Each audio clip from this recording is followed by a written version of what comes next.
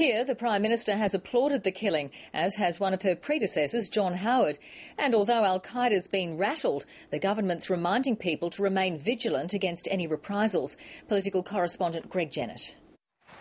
When the SAS led what would become the nation's first wave of 1,500 troops into war, their Prime Minister spelt out the mission. It's going very well. What is it designed to achieve? The capture and bringing to justice of bin Laden.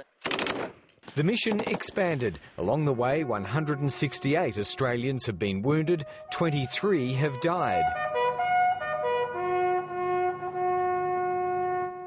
Now, just over 9.5 years later, the top evil man has been taken out. Comes a belated sense of relief. I don't know how long I thought it would take. I just hoped that it would happen, and I am very pleased that it's happened. Word reached the current Prime Minister in a cabinet meeting. I welcome the death of Osama bin Laden. I welcome this news. She warns that although Al-Qaeda's been weakened, it's far from finished. Its a leader is gone, but Al-Qaeda still poses dangers for Australians. Domestic security alert levels haven't been lifted, but a general travel warning's gone out to Australians to be careful of anti-Western violence abroad. Beyond the threat of reprisals, the question is, what bearing will the killing have on the war itself?